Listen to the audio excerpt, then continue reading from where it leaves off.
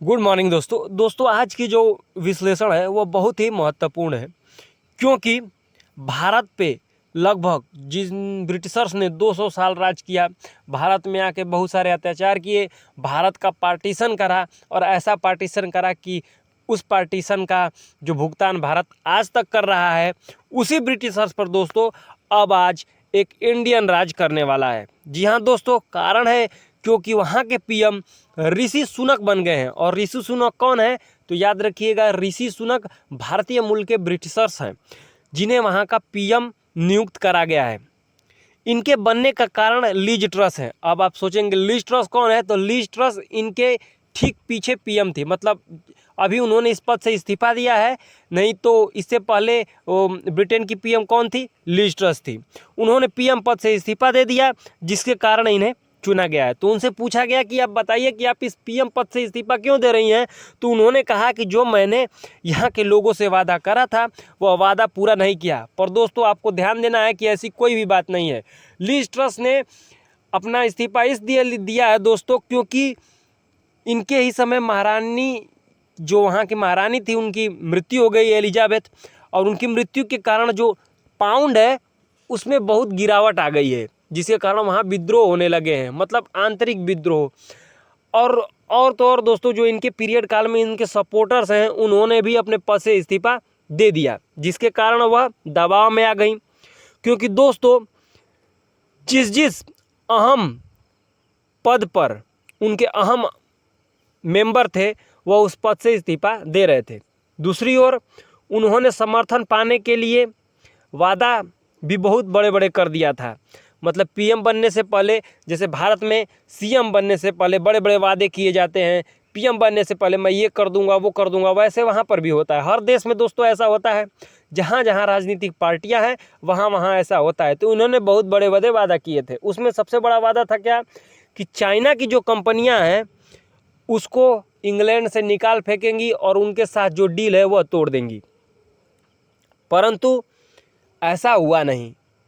अब चूंकि ऐसा नहीं हुआ, अभी तो इनको बने हुए 7 ही हफ्ते हुए थे, परंतु लोगों का यह दबाव था भाई कि कम से कम कुछ तो करिए।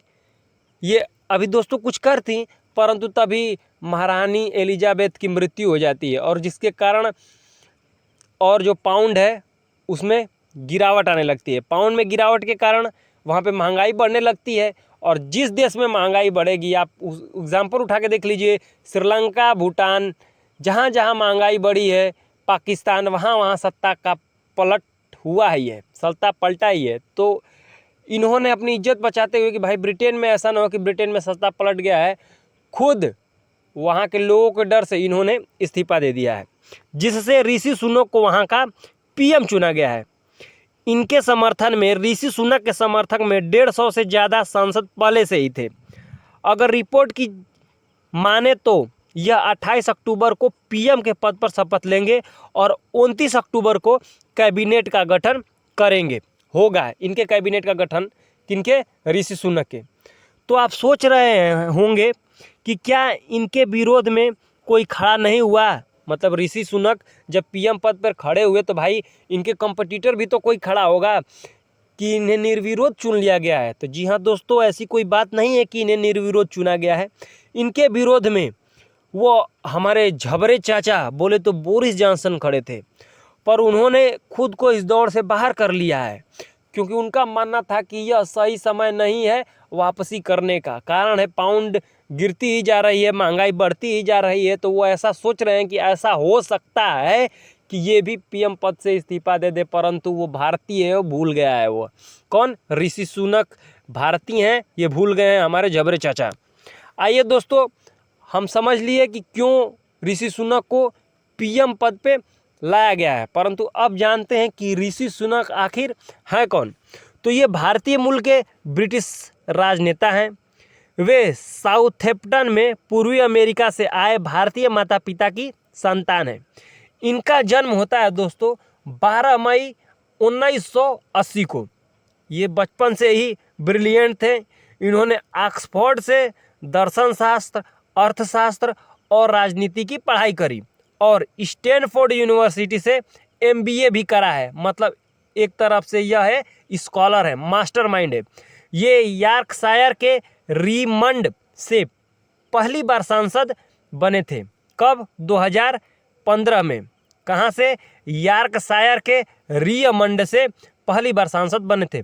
उस समय ब्रेक्जिट का समर्थन करने के कारण इनका कद टोरी पार्टी में लगातार बढ़ता चला गया।